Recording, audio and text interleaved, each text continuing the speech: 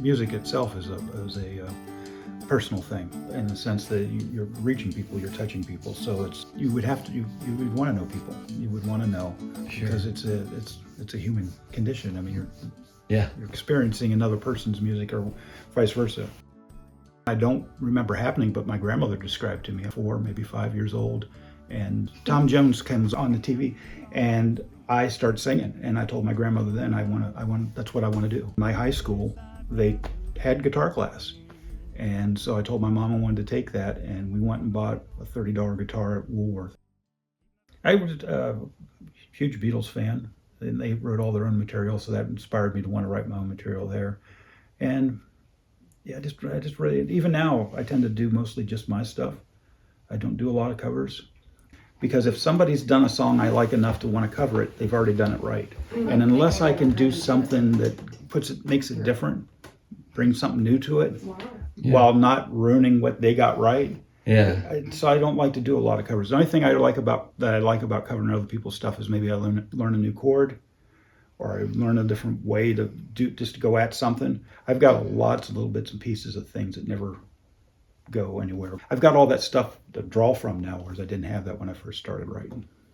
And that makes life a little more fun because you got more ability, more knowledge, but then you get all these little road maps to go, oh, yeah, there's something you forgot you were doing, and you can put it back into a song. So I'd be up at 2 a.m, and I'd have like 10 minutes before I had to go out the door, and I'd pick up the guitar, and something was working. And it's like, but I gotta go, I gotta leave, I gotta go to work. And you put the guitar down, and you come back, and you pick it up again, and you've lost that moment, that creative energy.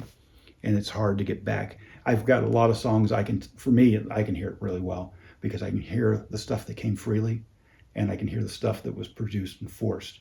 And while the song is okay, that second half of the song is never as good as the first half of the song.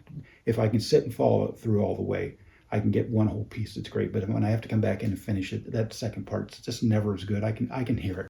Yeah. So I look at Bring Your Song as I'm not doing a song a day or a song a week, but I'm doing one once a month, and that's making me do something once a month. It's making me have to follow through on something. So that's been a good experience. And with Bring Your Song, I can see what everybody's playing, what they're doing. And it gives me, I like what he did there with that. And what was that chord? What was that? And I go home and try to figure it out. And so it takes me to a different spot. So lyrically, it's forcing me to go someplace different and come at it from a different angle and write something that isn't my basic pattern, I feel sometimes.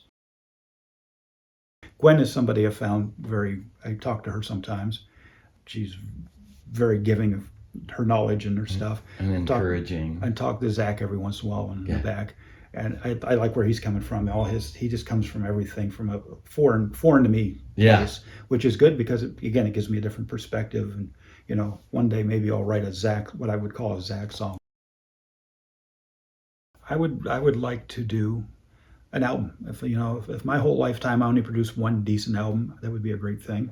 I think that would be good to leave my best stuff behind. And if it takes off where I get to where I can generate more and I generate enough stuff to do multiple albums, that's great too. But I think one solid album would be a good thing.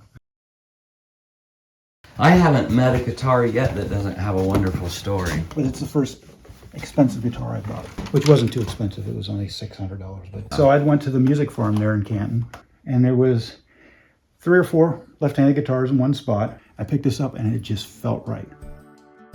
Pretty much for me, it is just to pick up the guitar and start strumming it and see what falls out. Happens. I think that's the basis of most all my creation. I don't think there's been too many things that has come any other way. It's always just pick up the guitar and something floats. No place I'd rather be than right here in paradise. Got a big old beach umbrella, keeping that sun